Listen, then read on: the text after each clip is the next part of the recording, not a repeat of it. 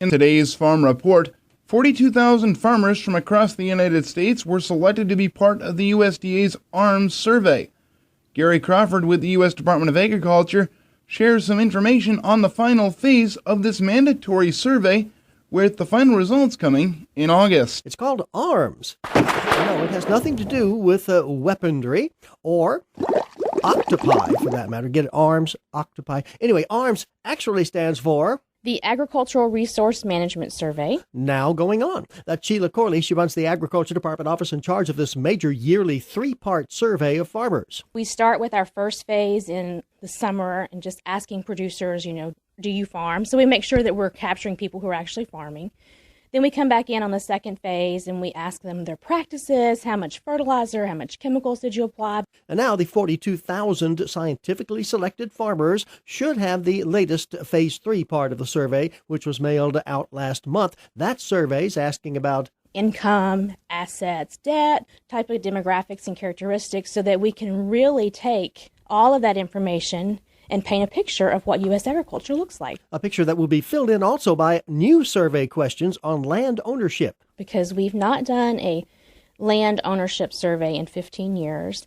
And as we know, land ownership and the value of ag land has changed drastically over these last 15 years. And so we really wanted to see what ownership in ag land looks like. What are the demographics of it? Who owns the land?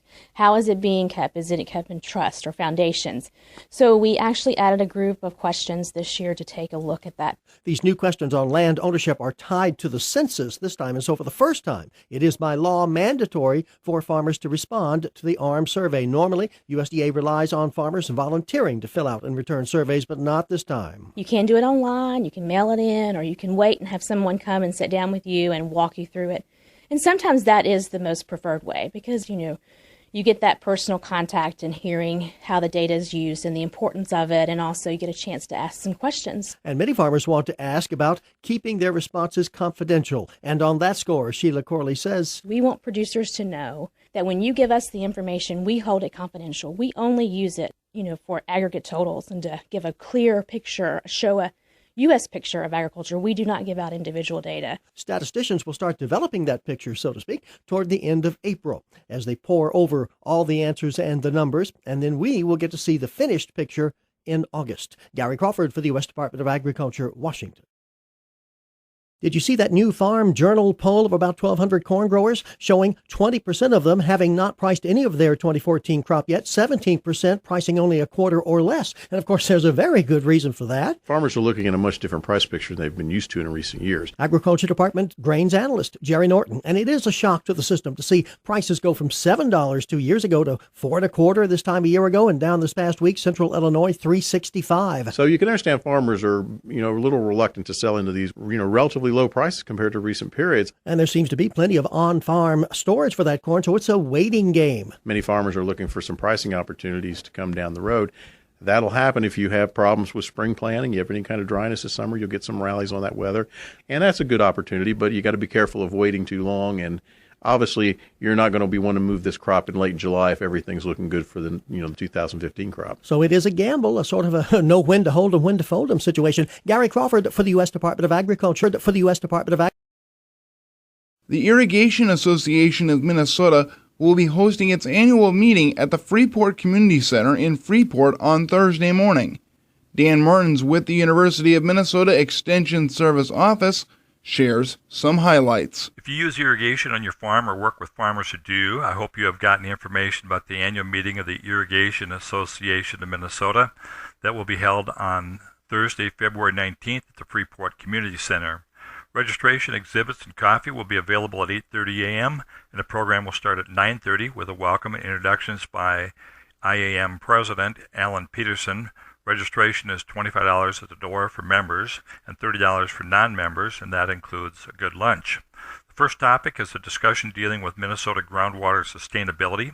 There are 3 pilot projects in Minnesota currently looking at ways to evaluate whether aquifers are being depleted and considering management or regulatory efforts to make sure they are not overworked. One site is around White Bear Lake in the metro area, one is near Park Rapids, and one is in the Bonanza Valley around the Bruton-Belgrade area. This is interesting to think about.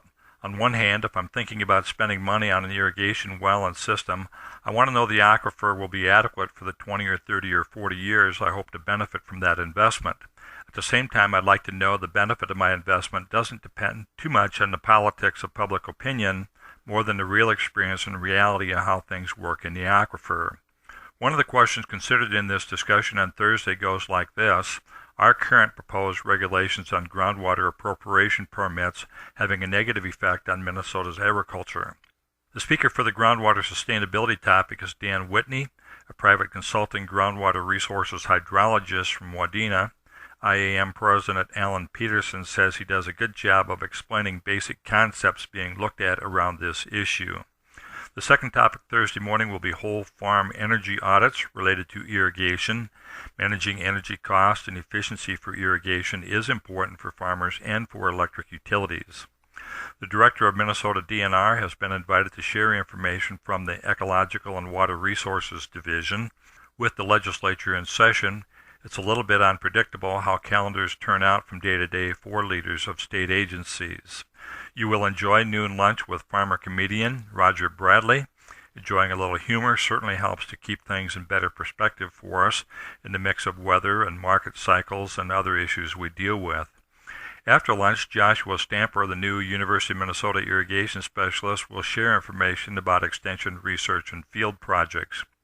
The state and some local irrigation associations will conduct their annual business meetings later in the afternoon. I hope if irrigation is important to your farm or business or work, you can work things out to attend the state meeting of the Irrigation Association of Minnesota this Thursday, February 19th, at the Freeport Community Center, with registration starting at 8:30 a.m. and an education program starting at 9:30. Along with a good program, it's a good chance to visit with neighbors and colleagues working with irrigation. I'm Dan Martins with U of M Extension, and I hope your week is starting well.